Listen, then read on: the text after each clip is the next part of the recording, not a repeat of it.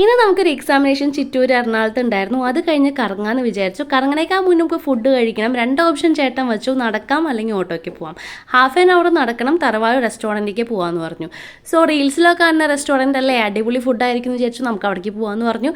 And നടക്കാം എന്നുള്ള option ഞാൻ സെലക്ട് ചെയ്തു. ഒത്തിരി നാൾക്ക് ശേഷം വീട്ടിൽ നിന്ന് പുറത്തിറങ്ങിയെന്ന് കാഴ്ചകളൊക്കെ കാണുന്നതുകൊണ്ട് ആവേശഭരിതമായിട്ട് ഞാൻ പറഞ്ഞു നടക്കാം എന്നുള്ളത്. പക്ഷേ അരമണിക്കൂർ 3/4 മണിക്കൂർ ഈ ചേട്ടൻ എന്നെ നടത്തിച്ചു കേട്ടോ. അതിൻ്റെ ഇടയിൽ ഒത്തിരി കാഴ്ചകൾ നമ്മൾ കണ്ടു.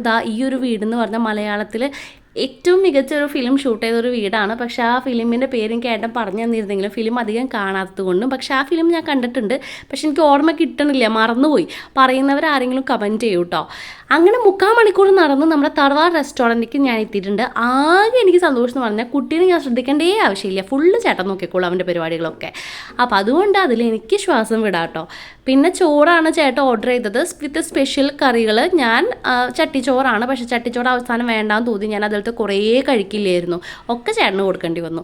സ്പെഷ്യലിൽ ഇങ്ങനെയാണ് അവർ കൊണ്ടുവരിക കേട്ടോ. അതിൽ എനിക്ക് വേണ്ടിയിട്ട് ചേട്ടൻ ഞണ്ടാണ് സെലക്ട് ചെയ്തത്. ഞണ്ട് ഞാൻ എൻ്റെ ജീവിതത്തിൽ ആദ്യമായിട്ടാണ് കഴിക്കണേ. വയ്ക്കാനും അറിയില്ല, കഴിക്കാനും അറിയില്ല. ഒരു വട്ടം ട്രൈ ചെയ്തിട്ടുണ്ട്, പക്ഷെ അത് ഞാൻ കഴിച്ചില്ല.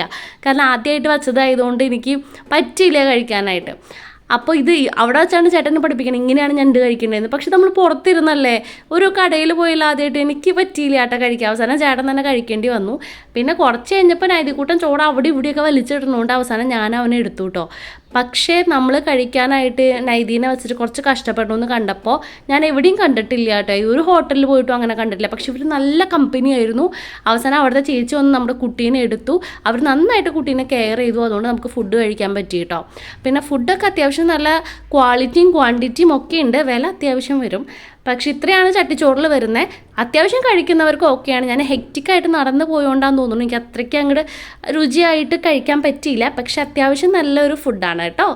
പിന്നെ നമ്മൾ അവിടെ നിന്ന് നേരെ ഓട്ടോ പിടിച്ച് പോയത് നമ്മുടെ മറൈൻ ഡ്രൈവിലേക്കാണ്. പിന്നെ അവിടെ നമ്മൾ ഫോർട്ട് കൊച്ചി പോയി. ആ കഥകളും കാര്യങ്ങളൊക്കെ ഞാൻ നെക്സ്റ്റ് വീഡിയോയിൽ പറയാം കേട്ടോ. ബൈ.